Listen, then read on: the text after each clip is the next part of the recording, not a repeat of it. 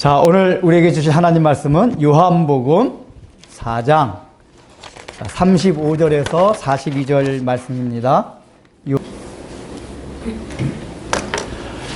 여러분, 1등만 기억하는 더러운 세상. 이거 어디 기억나세요? 1등만 기억하는 더러운 세상. 이게 이제 어느 정치인이 지은 책의 제목이기도 하고, 어느 개그 프로에서, 제가 그 개그맨 이름을 잘 모르겠어요. 저는 이렇게 얼굴은 알겠는데, 어느 개그맨이, 이제 그 말을 개그 프로에서 해가지고 한동안 이렇게 막 사람들이 많이 유행했던 그런 유행어이기도 합니다. 이제 그 개그맨이 그 말을 이렇게 유행시킴으로써 사람들이 그걸 좋았던 거는 이 시대에 1등이 아닌 모든 사람들, 1등보다는 1등이 아닌 사람이 훨씬 많잖아요. 2등서부터 시작해서 꼴찌까지 모든 사람이 사이다 같은 시원함을 맛볼 수 있어가지고 이제 그 말이 굉장히 회자되고 사람들이 많이 좋아했었습니다. 이제 그런 책이 지어지고 그런 말이 유행됐다는 얘기는 우리 사회 자체가 실제로 그런 현상이 굉장히 심하다는 얘기입니다. 이거는 죄성을 가진 인류가 보편적으로 가진 그 성향이기도 하지만은 특별히 우리나라 사람이 그런 성향이 더 심한 것 같아요. 그러니까 이제 우리나라 사람은 특별히 스포츠 같은 걸 봐도 이제 축구나 농구를 해도 그렇고 이제 골인을 하게 되면은 사실은 골인한 사람도 중요하지만 그 어시스트 한 사람도 굉장히 중요하잖아요. 근데 우리의 기억에 늘 남는 거는 항상 골인을 한 사람들이에요. 우리는 안정환 선수를 잘 기억합니다. 다 동점골을 넣은 사람. 여러분, 그 안정환 선수가 동점골 넣기 위해서 어떤 사람이 힘이 필요했죠? 그건 기억 못하잖아, 그죠? 이의룡 선수인가요? 이영표. 두 번 이영표 선수는 그 황금골이라고 제 기억이 나고, 또 동점골 넣었던 이의룡? 축구 좋아하는 사람, 남해야. 축구 좋아하는, 이거 봐, 축구 축구 좋아하는 사람도 기억을 못해요, 지금. 그 어찌서. 그러니까 안정환 때 두 번 있어요. 그러니까 이영표가 넣은 거, 이영표 유명한 사람이라 이렇게 기억하고, 이의룡을 기억. 이거 봐, 기억을 못 하잖아요. 굉장히 중요한 골인데도 불구하고. 그러니까 우리는 늘 1등한 사람이 기억에 남고 1등한 사람의 그 영광만이 굉장히 우리 마음속에 커가지고 1등을 향해서 끊임없이 축을 합니다. 근데 1등이라는 게 뭡니까, 결국은? 마지막 결과물을 내가 다 가져가는 거. 이게 다른 말로 그게 1등이에요. 그러니까 1등을 하기 위해서 2등은 알아주지 않는 세상이다 보니까 이게 확장이 돼서 어떤 문화가 형성되냐면은 그러니까 골인이도 마지막에 넣은 사람이 1등이잖아요. 마지막에 넣은 사람. 그러니까 노획물을 마지막에 가져가는 사람, 마지막에 성취를 보는 사람, 그 과정에서 그 성취가 되기까지 여러 가지 사람들의 노고가 있었어요. 그러나 그거 소용없어요. 마지막에 딱 보이는 면으로 최후의 승리를 걸머쥐는 사람, 수확물을 가져가는 사람, 이게 우리 사회에서는 가장 영광스러워요. 그게 1등이란 말이에요. 그러다 보니까 마지막에 그 수확물을 자기가 가져가기 위해서 얼마나 치열하게 경쟁하면서 살아갑니까? 전전긍긍해요. 왜냐? 그 1등 자리에 못 올라가면 늘 우리는 삶이 막 고달픈 것 같아요. 그래서 우리 사회 속에서는 특별히 1등이 되지 못해서 우리 마음의 병을 앓는 그런 일들이 너무 많습니다. 그래서 우리 마음속에 늘 그런 게 있어요. 1등들은 모르겠지만 1등이 아닌 사람들은 1등 아닌 사람도 기억되는 세상에서 살고파요. 여러분 그렇지 않으신가 봐요. 다 1등이신가 보네. 제가 초등학교 3학년 때 공부 엄청 못했는데 우리 한 반에 75명 그랬었는데 맨날 막 71등, 69등 그랬거든요. 저는 시험 보면은 33333333 11111 이렇게 딱 1분에 다 끝냈어요. 근데도 빵점을 안 맞더라고요, 아이가. 20몇 점 막 그러는데도 꼴찌는 안 해요. 항상 뭐 75명이면 71등 해가지고. 아, 근데 이게 똑같이 잘못을 해도 1등 안에는 별로 안 맞는데, 아, 전 무지하게 맞았어요. 공부를 못하니까. 야, 그래가지고, 아, 1등을 못하니까, 공부를 못하니까 맞는 것도 엄청나게 맞는구나. 그래서 서러웠던 적이 있었는데, 그런 1등이 되지 않아서, 꼴등이 됐거나 2등이 돼서 3등이 돼가지고 서럽다 보니까, 우리 마음에 그런 한들이 있어요. 그래서 좀 2등, 3등이라 꼴찌라도 기억해주는 그런 세상에 이렇게 막 살고프거나 아니면 더 나가서 아예 1등, 2등, 3등 꼴찌 서열이 없는 세상. 너무 좋지 않아요? 아예 서열이 없는 세상. 이런 세상 살고픈 마음이 들어요. 근데 그 이제 어느 정치인이 지은 책, 그 1등만 기억하는 더러운 세상, 그 책을 보고 그 전에 독후감 쓴 걸 제가 본 적이 있거든요. 근데 그 사람이 그런 얘기를 해요. 야, 그 정치인이 쓴 책 보니까, 아, 공감이 된다. 공감이 된다. 근데 공감은 되고, 마음은 움직이는데 더 답답해진다. 왜 그럴까요? 그 책의 내용은 너무 좋은데 다 그냥 이상이에요, 이상. 이상이 꿈이지, 현실을 바라보면은 도저히 올라갈 수 없는 뚫고 나갈 수 없는 두터운 벽들이 있단 말이에요. 여러분 다 공감하시죠? 우리 사회가. 그거 다 이상해요. 그 서열 없는 세상, 1등만 기억하는 더러운 세상 좀 없애봅시다. 아무리 해도 안 돼요. 우리 세상은 점점 더 그런 세상으로 변해가요. 우리 학교에서도 성적이 1등이어서 얼마나 좋아요. 아, 요즘은 성적은 안 나오나요? 아, 근데 학교에 서열이 있잖아요. 학교에, 대학의 서열, 직장의 서열. 고등학교까지만 저기였지. 그때 얼마나 그것 때문에 우리 학생들이 괴로워요. 그래서 그분 얘기가 오히려 그런 책의 내용은 좋은데 그 책의 내용이 나의 마음을 더 아프게 한다. 현실이 이걸 받쳐주지 못하기 때문에. 그냥 그거는 노스텔지어예요. 그냥 이상향에 지나지 않아요. 그런데 그런 세상이 있습니다. 1등이 아닌 2등, 3등, 4등, 아니 꼴찌도 1등과 동일하게 기억되는 세상.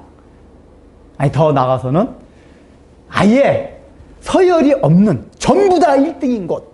어딥니까? 하나님의 나라예요. 하나님의 나라예요. 그 하나님의 나라를 구현하는, 이 땅에서 구현하는 교회예요. 에이, 목사님, 교회 무슨 얘기냐? 교회 가면 더 합니다.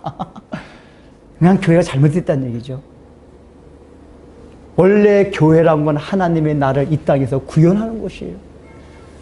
그래서 교회 안에는 전부 1등이어야 돼요. 서열이 없는 곳이에요.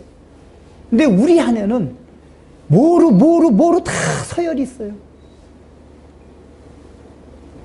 아, 교회에서조차 어떠냐면은, 이제, 우리 교회 작은 교회, 약간 큰 교회들은 이제 그 중직자, 직분자들의 자녀들이 있어요. 이제 고3이 됩니다.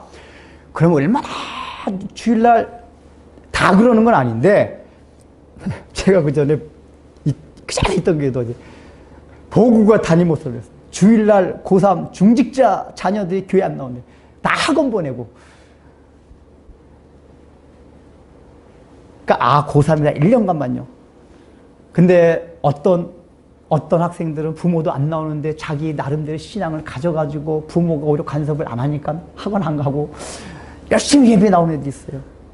결과가 어떻겠습니까? 열심히 공부하는 애들이 좋은 대학을 가요. 학원을 많이 가는 애들이. 그러면 되게 주일날 안 나오고 공부 열심히 하는 애들이 좋은 대학을 많이 간 경우가 많아요. 그러면 그 다음에 결과 어떻게 되는지 아세요? 담임 목사님이 우리 교회 요번에 스카이대에 들어간 학생들이 막 해가지고 자랑을 해요. 근데 그 학생들이 대부분 고3 1년 동안에 교회 안 나온 애들이에요. 그리고 고3 때 열심히 다녔던 애는 대학에 대한 낙방이 돼가지고 얼굴도 못 따고 다녀요. 교회에서는 그런 사람을 자랑해요. 그러다 보니까 이게 뭐예요? 교회에서도 결과함을 1등 결과함을 가지고 결과물이 중요하다, 결과물이. 하나님의 복을 받는 결과물을 내놔라, 결과물. 과정에서 1년간 빠졌든지 말았든지 1년간 좀 빠져도 그만이지. 하나님의 영광을 내가 좋은 결과물들. 교회가 더한 것 같아요, 어떤 때 보면. 그래서 믿음대로 살려고 하는 학생들의 마음에 수많은 상처를 남기고, 그게 얼마나 많은지 몰라요. 근데 원래 하나님의 나라는 그런 것이 아니에요. 학교, 학벌, 직장, 건강, 가문, 외모, 그 어떤 것도 우리로 하여금 마음속에서 서열을 매길 수 없는 것이 원래 교회예요. 그리고 우리 마음 스스로가 그런 의식을 가지고 살아가는 게 그리스도인이에요. 왜냐하면 성경에서는 늘 그 하나님의 나라를 가리키고 그 하나님의 나라의 원리를 가리켜줘요. 오늘 나온 본문이 그 하나님의 나라의 원리를 아주 자세하게 가르쳐주는 본문이에요.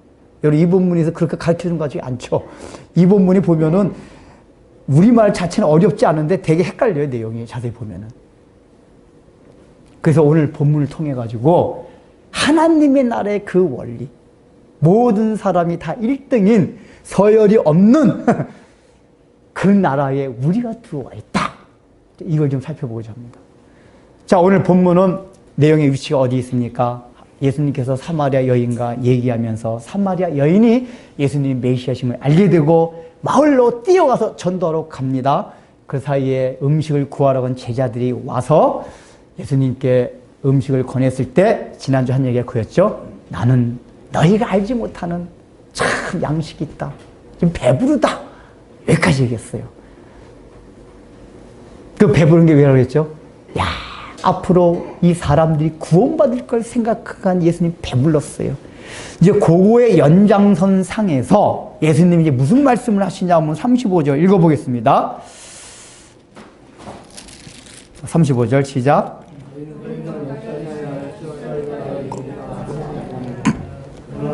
난 너희에게 이르노니 너희 눈을 들어 밭을 보라 희어져 추수하게 되었도다.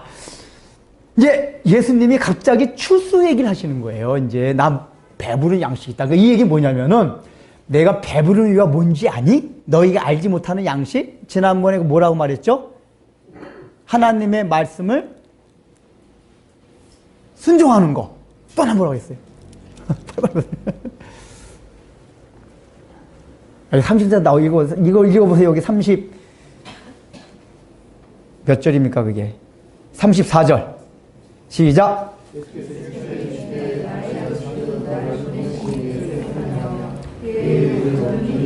네, 뭐라 그랬죠? 하나님의 뜻을 순종하는 것. 두 번째, 하나님의 나라를 세우는 것. 두 가지란 말이에요. 여기에 대해서 더 보충으로 지금 말씀해 주신 거란 말이에요. 야, 그 하나님의 말씀을 순종하고 하나님의 나라 세우는 게 뭔지 아니? 바로 추수하는 거다 그 얘기예요. 근데 지금 제자들은 요 당시만 해도 아직 영적으로 눈이 띄어지 않아가지고 이 말의 의미를 잘 몰랐어요. 물론 요한이 이것을 기록할 때는 이걸 알고 기록한 거지만은 실제 들 당시 몰랐어요. 왜냐하면은 여기 이제 본문을 보면은 넉 달이 지나야 추수할 때가 이른 줄 알고 너희가 그걸 얘기하고 있는데 이 얘기 뭐냐면은 팔레스타인 땅의 농사법이 뭐냐면은 이제 6월절 전에 이제 파종을 합니다. 그러면 넉 달 후에 1차 추수를 해요. 그러니까 예수님이 이 말씀을 하셨다는 얘기는 요 예수님이 이 말씀을 하실 시기가 파종할 시기란 얘기예요. 그러니까 제자들이 생각할 때는 파종을 요즘 했으니까 한 넉 달 후쯤 이제 추수한단 말이에요. 근데 예수님이 뜬금없이 너희들은 지금 넉 달 후에 추수하는 걸로 생각하고 그렇게 말하고 있거니와 나는 너희에게 이르노니 너희 눈을 들어서 저 밭을 바라보아라. 그러니까 제자들 다 밭을 바라보니까 뭐예요?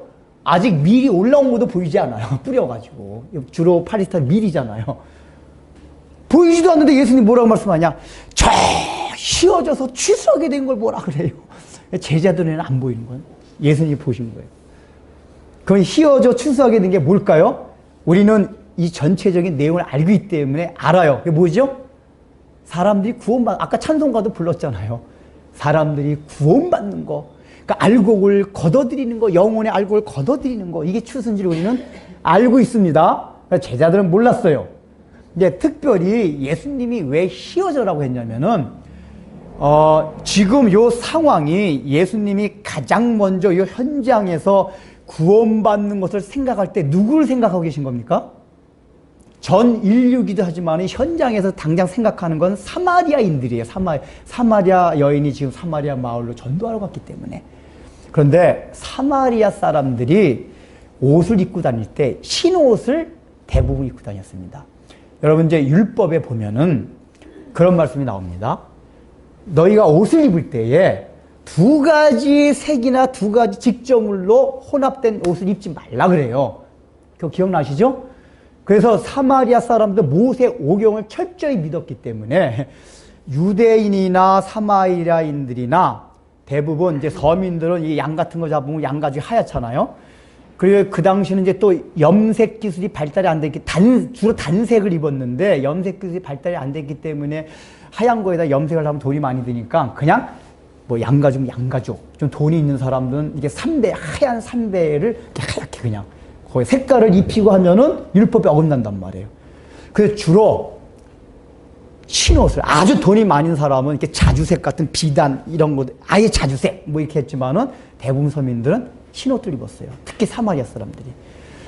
그래서 그 사마리아 사람들의 옷 입는 특성을 해가지고 예수님 말씀하신 거는 지금 저 사마리아 마을에 사마리아 사람, 예수님이 왜 그 여자가 막 말로 뛰어갔잖아요. 예수님을 아실단 말이에요. 전도하러 간 걸.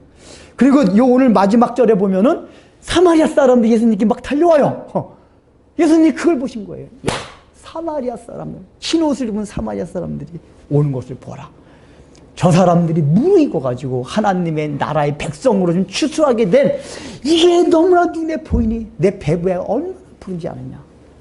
그러니까 예수님은 그 사마리아 사람들이 올 걸, 그 걷어들일 걸 생각하면 너무 기쁜 거예요. 제자들은 전혀 모릅니다.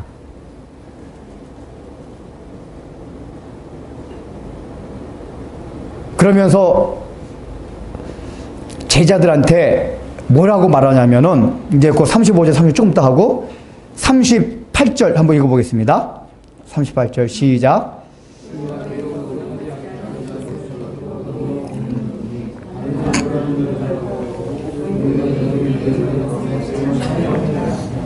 이 말이 무슨 말인지 확 와닿질 않죠. 내가 너희로 노력하지 않은 것을 거두러 보내었노니 다른 사람들은 노력하였고 너희는 그들이 노력한 것에 참여하였느니라.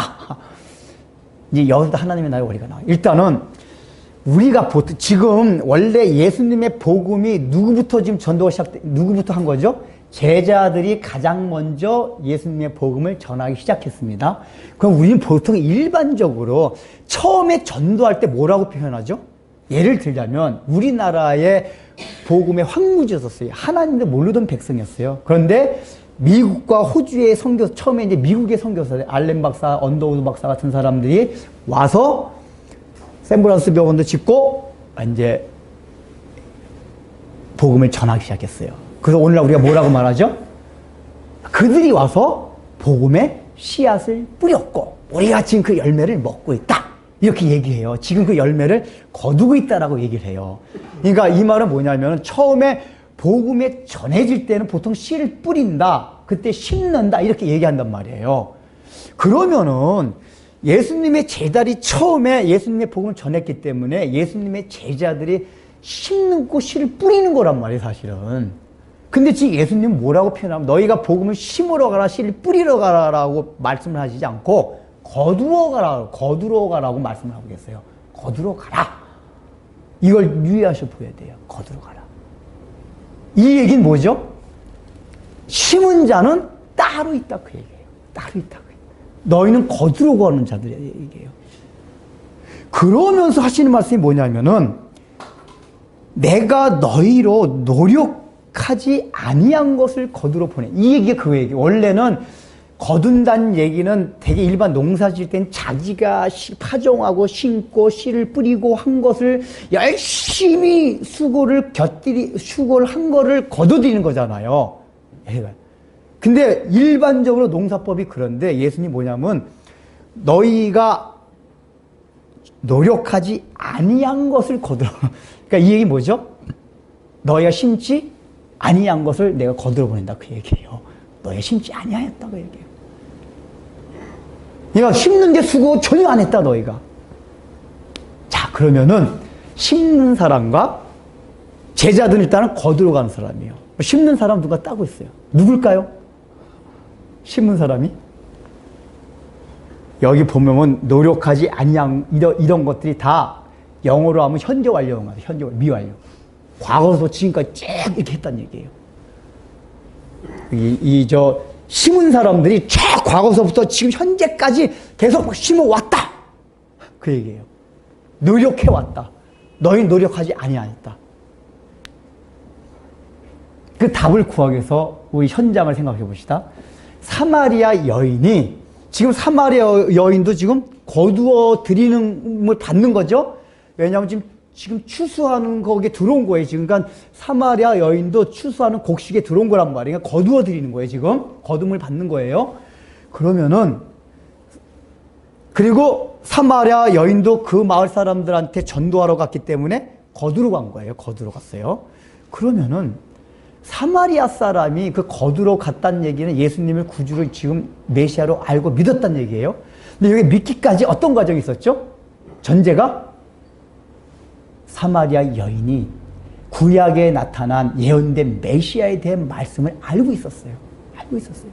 그것 때문에 오실 그이가 당신이니까. 오실 그이가 뭐죠? 구약 성경에 예언된, 우리 모세오경에도 예언된, 유대인들을 말하면 모세오경뿐만 아니라 전 구약 성경에 예언된 그분, 그게 당신입니까?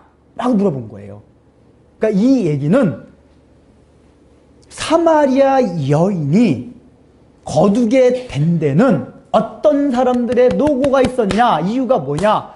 구약의 많은 선지자들이, 성도들이 그 사람들의 행적을 통해서, 그 사람들의 삶을 통해서, 그 사람들의 말들을 통해서 하나님의 말씀, 메시아에 대한 하나님의 나라는 얘기를 해왔기 때문에 너가 지금 메시아를 만날 수, 거두어 드릴 수 있다 그 얘기예요.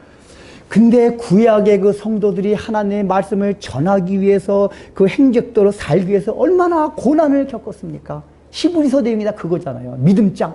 어떤 사람은 믿음 때문에 칼로 토치를 당하고 어떤 사람은 믿음 때문에 갈 바를 알지 못하고 떠났고, 구약의 모든 성도들의 삶 자체가 고난과 연단의 연속이었어요. 그 이유가 뭐죠? 하나님의 나라를 말씀하시는 그거를 알려주기 위한 사람으로 선택을 받아서 그 사람들의 모든 행적, 삶 자체가 다 그걸 사용됐어요. 그래서 본의 아니게 고난을 겪어냈어요. 수고를 해야만 했단 말이에요. 뭐 하느라고요? 심느라고. 그래서 성경이 말하는 이 심는다, 거둔다는 의미는 뭐냐면은 전체 구속사적인 그 관점에서 심고 거둔다는 표현을 해요. 심는 건 뭐냐? 거둔다는 건 뭐냐? 하나님의 나라가 세워져가지고 열매가 들어온다 그 얘기란 말이에요. 근데 여러분 실제로 거두어드린 건 언제부터 했죠? 예수님이 이 땅에 오셔서 십자가에 못 박혀 돌아가신 이후부터 하나님의 나라가 세워지기 시작했어요. 예수님이 이 땅에 오셔서 공생애를 시작할 때 첫 마디가 뭐였죠? 첫 설교가 회개하라, 하나님의 나라가 가까웠느니라. 그러니까 예수님이 오신 목적이 뭐냐? 하나님의 나라를 세우시기 위해서 왔다. 그때부터, 예수님이 오실 때부터 하나님의 나라가 세워진다 그 얘기예요. 세워진다. 즉 거두어들인 시기다 그 얘기예요. 그러면은 그 전에는 뭐였죠? 예수님이 오셔서 하나님의 나라를 세운다. 하나님이 창조 전부터 인간이 타락할 걸 아시고 성삼위 하나님이 서로 의논하시고 계획하시고, 그래서 이거를 아브라함이라는 한 사람을 택하고 이스라엘 민족을 통해서 계속 알려주시고, 너희가 타락했음에도 불구하고 내가 너희를 사랑하고 인류의 대표로 사랑하고 너희가 맨날 배반함에도 불구하고, 그러나 메시아가 오셔서 새로운 언약을 맺고 새 나라를 세운다 하는 걸 구약 전 시대를 통해 계속 가르쳐 주었어요. 아담서부터. 이게 심는 거란 말이에요. 하나님의 나라에 대한 모든 거를 가르쳐 줬던 거. 아직까지 하나님의 나라가 세워지진 않았어요. 열매는 없어요. 계속 가르쳐 주기만 하고 예언만 된 거란 말이에요. 그게 심는 거. 이해되세요? 그러니까 심고 거둔다, 심는다는 얘기 뭐냐면은 전 구속사적인 관점에서 하는 거예요. 하나님이 이 하나님의 나라를 세우는 거, 거두어 드리기 위해서 계획하시고 실제로 세우기 직전까지, 예수님이 이 땅에 오시기 전까지 전 과정에서의 하나님의 계획과 그 계획에 동원됨으로 수고한 모든 사람들의 행적, 이게 수고고 심는 거란 말이에요. 그리고 그 예언대로 예수님 이 땅에 성육신하서 오셨어요. 그때부터 하나님의 오셔서 고난받으시고 십자가 못 박혀 죽으셨어요.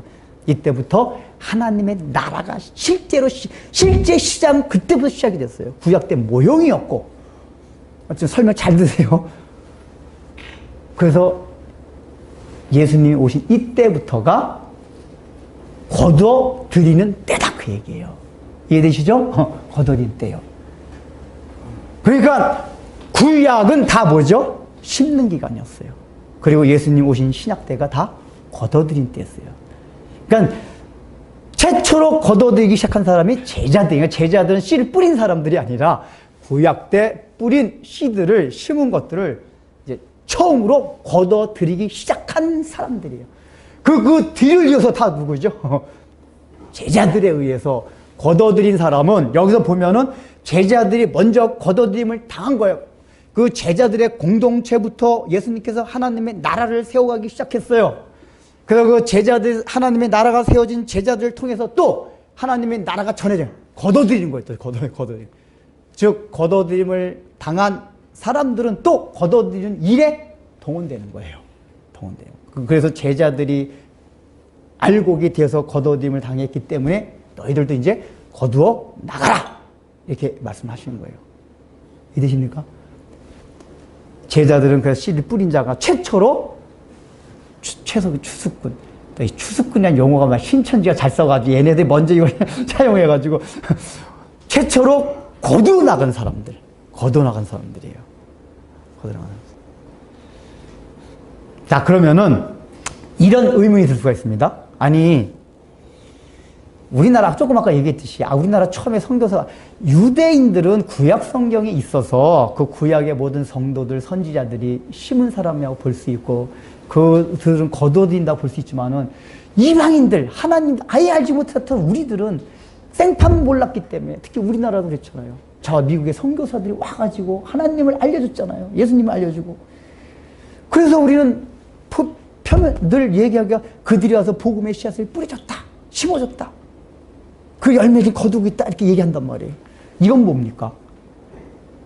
좁은 의미에서 보면은 그 말이 맞아요. 좁은 의미에서는. 그러나 이 지역 쪽의 좁은 의미에서 그렇다는 얘기지, 하나님의 나라는 커다란 틀에서 보면은 미국 선교사들도 사실은 뭐냐면, 이게 이제 처음에 제자들부터 거두가 시작했잖아요. 그래서 전 로마 제국으로 이 추수가 확장이 된 거예요. 그 많은 로마 제국에서 추수를 했어요. 제자들이 사도 바울까지. 그래서 추수를 당한, 거둬들인 백성이 또 어떻게 해요? 추수하러 나가는 거예요. 거두러 나가는 거예요. 독일로, 영국으로, 미국으로. 그리고 미국에 거두러 나가서 그 거둬들임에 들어온 백성들이 또 어떻게 돼요? 거두러 나간다. 그 미국 선교사도 다시 한국에 있는 택한 자를 거두러 온 거예요. 결국은 이 전체 맥락 가운데 보면은. 우리강의 좁은 의미의 표현상, 일반적인 의미상 뿌렸다고 얘기하는 거지만은, 전체 맥락 가운데서는, 구속사의 전체 맥락 가운데서는 그들도 거두러 온 거예요. 한국까지. 거두러 온 거예요. 그건 이제 실제 중요한, 그래서 이제 여기서 우리가, 오늘 제가 초점을 여기다 맞출 게 아니라서, 그래서 우리는 예수님을 알게 되었다는 얘기는, 천국 창고 안으로 거두어 들임을 당한 백성들이에요. 그럼 우리의 의미가 뭐죠, 이제? 너희들도 거두러 나가라! 그 얘기예요. 거두러 나가라. 여러분들 일단 질문해 봅시다. 여러분, 거두어 들임을 받은 백성들입니까? 아멘, 안 하네. 거두어 드림을 받은 백성입니까? 네, 아멘. 좋아요. 그럼 이제 뭐 해야죠? 여기 제자들한테 거두러 나가라 그랬어요. 거두러 나가는 게 뭡니까? 딱 떠오르는 거? 전도. 그러세요. 다 전도도 열심히 하십니까? 일단 전도 열심히 해야 돼요. 근데 이제 우리 자세 좀 더 살펴봅시다. 그러니까 우리의 첫 번째 의미가 뭐냐? 거두름을 당함을 들어온 백성이기 때문에 거두러 나가야 돼요. 근데 이제 여기서부터 새로운 문제가 발생합니다. 그래서 거두러 나가게 되면 우리 아까 전도하러 나가야 되는구나. 전도하러 나가자. 그래서 예수님의 제자들이 열심히 전도하러 나갔습니다. 특별히 베드로 같은 경우는 예수님 승천하신 후에 한 번에 설교로 그냥 3,000명이 막 회개하고 그랬어요. 그러니까 엄청나게 많이 거둬들인 거예요. 자, 근데 여러분 그때 만약에 인간이 베드로의 마음이 어떻겠어요? 내 설교를 듣고 3,000명이 회개를 하는구나. 내 영향력이 이렇게 있구나. 내가 참 많은 열매를 지금 거둬들이고 있구나. 사람인지라 그런 생각을 할 수가 있단 말이에요. 그런 생각을. 자기가 많이 거두어 드린다. 이렇게 생각을 할 수가 있어요. 그래서 예수님이 지금 뭐라고 말씀하시냐면 36절 봅시다. 36절 같이 읽겠습니다. 시작.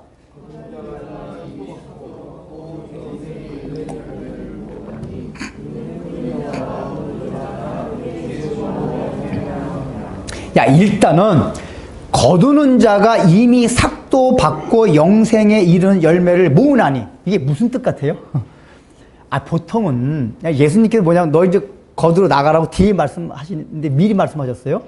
원래는 사람을 사잖아요. 추수할 때 되면 거두러 나가려면 사람을 사야 되거든요. 그럼 삭스를 언제 줍니까? 일이 끝난 다음에 줘요. 일이 끝난 다음에. 추수가 끝나고 주거든요. 근데 예수님이 뭐라 그러시냐면은 거두어 드리는 자는 너희가 삭스를 이미 받았으니 앞으로 줄 게가 아니라 이미 받았대요. 이 얘기는 다른 말로 여기 삭시 뭐 같아요? 우리가 받은 구원, 우리가 받은 영생을 말해요. 그러니까 거두러 나간다는 얘기는 내가 어떤 상을 받기 위해서 나가는 게 아니에요. 원래 구원을 받은 데는 당연히 그 마음에 내가 구원을 받았기 때문에 그게 삭시란 말이에요. 하나님 우리에게 줄 대가. 나도 거두러 나가야겠다.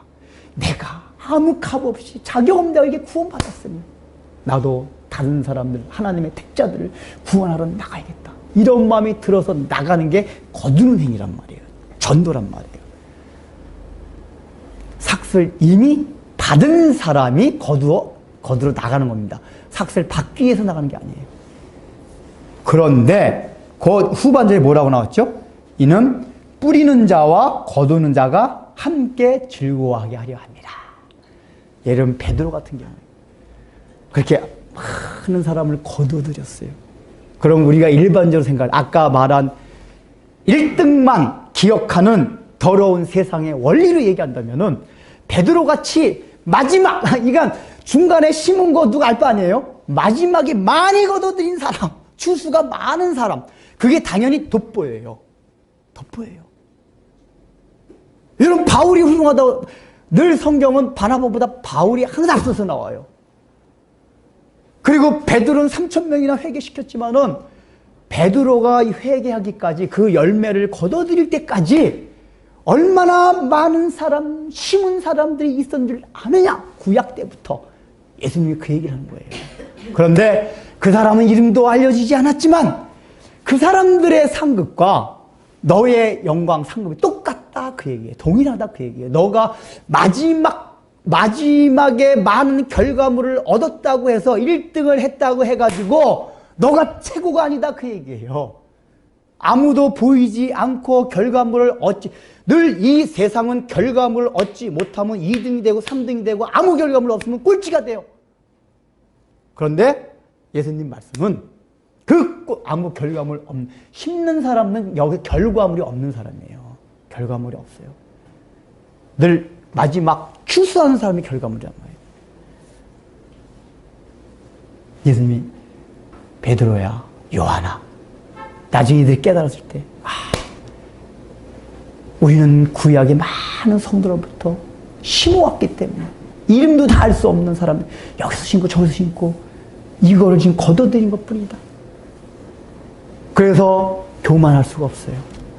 내가 1등이다. 나는 많은 결과물을 이렇게 딱 내놨다. 봐라, 결과물이 보여주지 않냐. 우리 교회도 그래요. 우리 그 전에 제가 아는 어느 목사님 항상 그래요. 결과물을 보여줘라. 부목사의 훌륭한 점.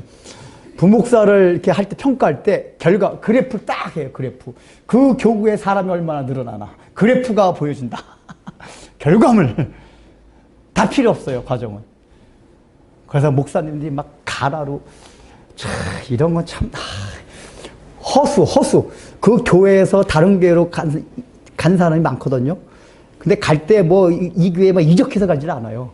간 사람 다 빼야 되는데 그 사람까지 다 인원 포함해가지고 보고를 해요. 아, 목사님, 우리 교회는 아직까지 인원이 많습니다. 결과물을 보여주려고. 그러니까 사역에, 하나님의 일을 한다는 사역의 현장에서도 결과물을 가지고. 너희가 진리를 정말 선포하는 것이냐? 그럼 당연히 사람이 많이 보게 돼 있지. 진리 선포하는데.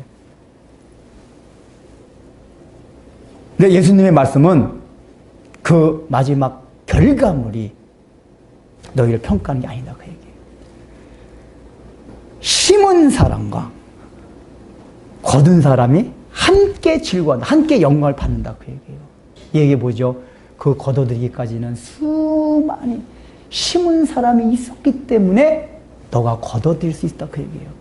그 너가 심은 사람은 알지는 못하지만 늘 그걸 염두에 두고 너가 혹시 많은 결과물을 얻어서 1등을 한다 해도 1등같이 생각하지 말라, 그 얘기예요. 모든 심은 눈에서 보이지 않는 심은 사람들 다 1등이다, 그 얘기예요. 축구 아까 예를 들면은 아까 골 하기 전에 어시스트를 해줬어요. 2등이에요. 근데 그 2등한테 골이 오기까지 3등이 또 어시스트를 해줬어요. 그 3등한테 누군가 4등이 어시스트, 가면 갈수록 4등이 마지막 꼴찌가 있어요. 우리 꼴찌는 아예 알지도 못해요. 근데 하나님의 나라, 예수님 말씀 뭐냐면은 이게 다 심은 사람들이에요. 꼴찌서부터 2등까지가 다 심은 사람들이야, 그 얘기예요. 마지막 골 넣은 사람이나 저 꼴찌서부터 2등이나 똑같은 영광이다, 그 얘기예요. 결과는 다르지만. 그래서 1등을 한 사람은 교만하지 말고 꼴찌인 사람은 위축될 필요가 없다, 그 얘기예요.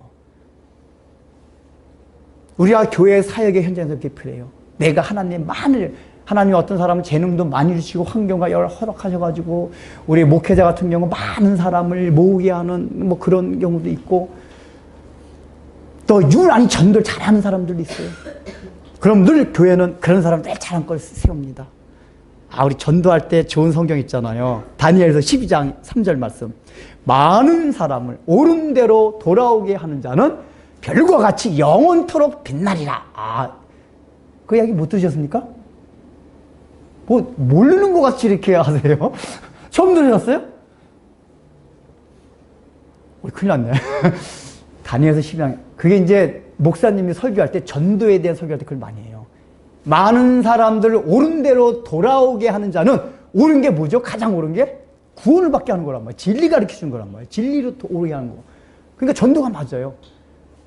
많은 사람들 옳은 대로 돌아오게 하는 자는 영원히 별과 같이 빛나리라. 그러니까 전도를 많이 하면 할수록, 많은 사람 옳은 대로 돌아오면 할수록 내 영광이 크겠구나. 전도를 열심히 합니다. 뭐 좋아요. 근데 여러분 이거 생각해 봅시다. 저 문정동이래. 저 영등포 물레동 고가 밑에 가면은 철공소 막 있어요. 선반기 하는. 요즘은 모르겠지만 나 그전에 보면 거긴 토요일 날 개까지 일해요. 그리고 어떤 작업장은 딱 사장하고 종업원 한 군데 한 사람만 있는 데가 있어요. 이 종업원은 사람을 만날 일이 없어요. 맨날 선반을 보거나 이거 용접공 쓰고 하루 종일 이것만 해요. 딱 말한다고는 점심시간에 딱 보거나 그 사장님하고 잠깐 대화하는 거. 그거 말고는 사람하고 대화할 일도 없어요. 일주일 내내. 이 청년이 교회 다닌 청년. 실제 그런 청년이 있었어요. 이 청년이 자기는 하나님 말씀 너무 전하고 싶지만은 뭐 배운 것도 없고 말주변도 없고 그래서 참 내가 예수 믿는 걸 증거하고 싶은데 예수님 너무 좋아서 증거하고 싶은데 뭐 어떻게 말할 기회도 없고 증거할 수가 없어요. 그러나 그 청년의 마음 가운데는 너무 그 마음 때문에 그 직장에서 아주 신실하게 내가 예수 믿는 사람이니까 여기서 열심히 사장님이 눈에 복음 보지 않건 정직하게 열심히 최선을 다해 해자. 그래서 다른 청년들은 맨날 토요일만 돼. 아이 사장님 우리 왜 토요일 안 노나요? 뭐 이러면서 따지기도 하고 그냥 하고 어떤 술 마시면 하루 제끼기도 하고 말도 안 하고 막 이러는데 이 청년은 참 신실하게 빠지지 않고 토요일날 나오라도 웃으면서 나오고 항상 웃으면서 이러고 사장 야 넌 왜 그러냐? 아 저는 그래도 예수님 믿고 교회 다니기 때문에요. 이렇게 즐겁게 일하고 그래요. 이 청년은 말주변에서 전도를 못했어요. 근데 이 사장님의 마음에는 이 청년의 말을 듣고 야 기독교인들 다 나쁜 줄 알았더니 다 그런 건 아니네. 너가 믿는 예수는 다른가 보다. 그렇게만 생각했어요. 네, 이 사장님이 사업을 하다 망해버렸어요. 그래서 이 청년 이제 그만두고 망하니까 그 예수 믿는 친구가 찾아와서 야, 너 예수 믿어라. 복음만 친구였어요. 그러니까 이 사장님이 그때 복음을 받아들였어요. 자, 그럼 거둔 사람이 누굽니까? 그 사장님의 친구예요. 복음을 증거한 사람. 심은 사람이 누구죠? 그 철공소이라는 청년이에요. 왜냐, 이 사장님의 마음속에 늘 그 궁금해서, 야, 저 청년이 믿는 예수는, 자기가 막 바쁘고 뭐 어쩌다 보니까 막 지나치긴 했는데, 기독교에서 나쁜 부정적인 이미지들이 그 청년으로 인해가지고 많이 저기가 됐어요. 참 저기다.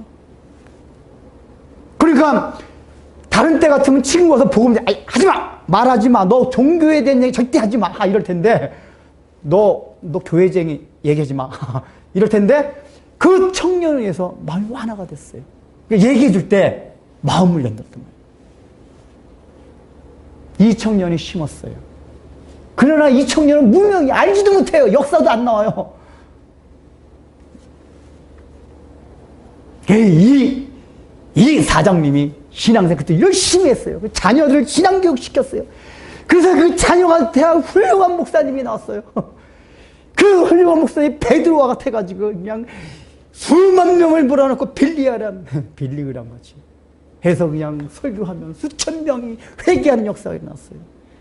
엄청난 열매를 거둬들여요. 심은 게 누굽니까? 그 철공소 청년이란 말이에요. 이해되세요?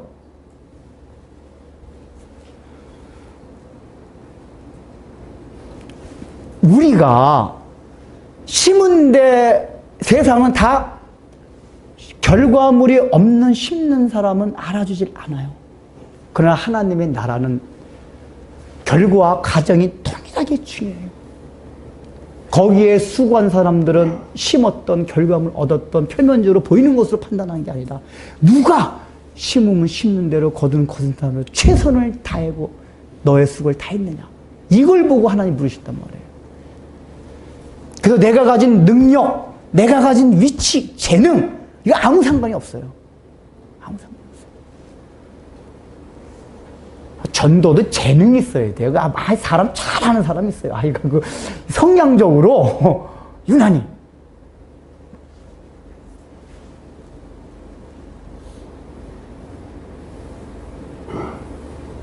그래서 이 제자들을 하고 얘들아, 너희들 나중에 이제 제자들 때문에 얼마나 로마적이 변화됩니까? 그때 제자들이 교만한 말 갔습니까?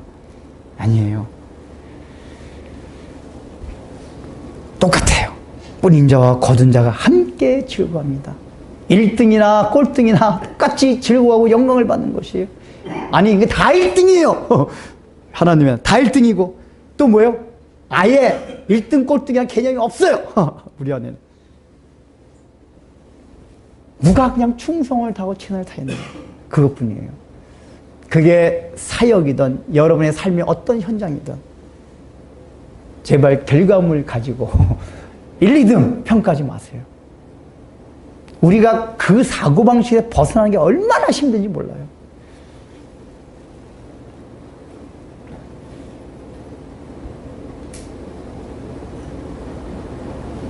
그 예수님이 다시 내가 너희로 노력하지 아니한 것을 거들어버려요. 그러니까 제자들이 생각하자 맞다. 이게 내가 열심히 해서가 아니라 이 누군가 다 심어놨기 때문에 이런 일이 일어난다. 그러니까 우리도 그걸 생각해야 돼요. 내가 누굴 전도해서 예수를 믿었다. 내가 잘해서가 아니라 내가 다 알지 못하는 그 사람의 인생 가운데서 누군가에 의해서 심어진 경우도 있어요. 그래서 우리 교회도 마찬가지예요. 교회가 꼭 우리 교회만 나와서 은혜 받으라 이런 거 아니에요. 우리 교회 와서 말씀을 들었어요. 뭐 예수님 영접 안 했어요. 그러니까 우리는 최선을 다해서 복음을 전해요.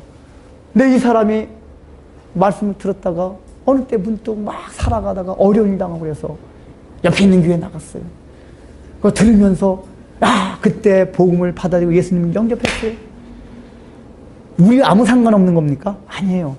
결과적으로는 그 교회의 교인이 됐어요. 그러나 하나님의 나라에서는 동일한 상을 받는단 말이에요. 그래서 하나님의 나라는 네 교회, 내 교회 사실 의미가 없어요. 엄밀히 말하면.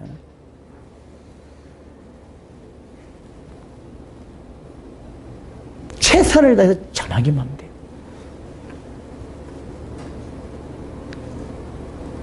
여러분이 사역 현장이든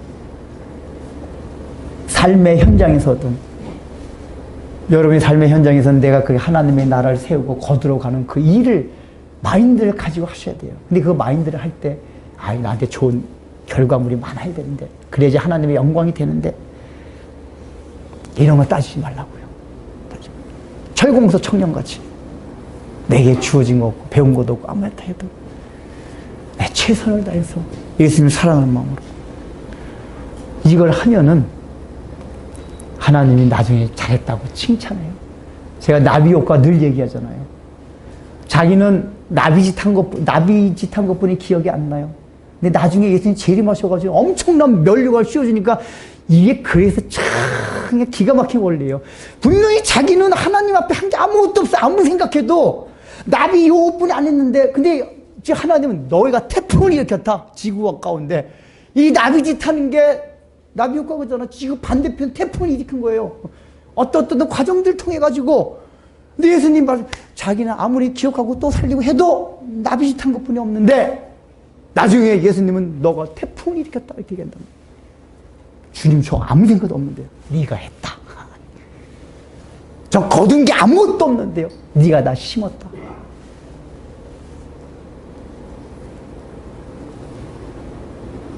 이 원리를 알고 받아들일 때 우리의 삶이 평안해집니다. 사역든 삶의 상담, 여러분 인생의 모든 결과물을 가지고 스스로를 평가하지 마세요. 다른 사람들 평가에 연연하지 마시고 자기 스스로도 그렇게 평가하지 마십시오. 1등이 어떻고 2등이 어떻고 결과물에 의해서.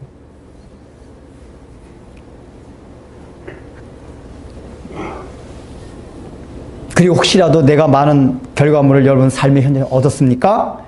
그러면 다 뭡니까? 내가 너희로 노력하지 아니한 것을 거두러 보니. 이게 일반 은총의 삶의 영역의 원리도 그렇잖아요. 돈을 많이 버는 사람들은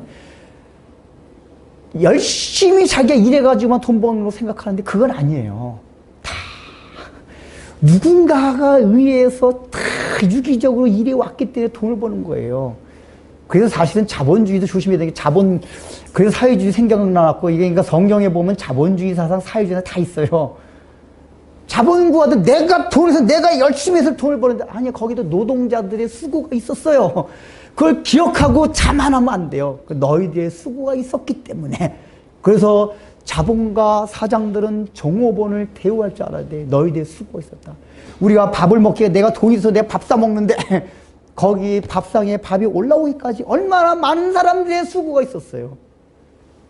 좀 이런 걸 생각해야지 우리 삶이 절제할 때 아무렇게나 안 사라진단 말이에요. 내가 내 돈 벌어서 내 마음대로 살겠다는데 참견하지 마! 이게 아니라니까요. 내가 아무리 내 돈을 벌어서 내가 열심히 했다 해도 눈에 보이지 않는 수많은 사람들의 심어놔서 그 도움을 얻고 내가 이 자리까지 온 거란 말이에요.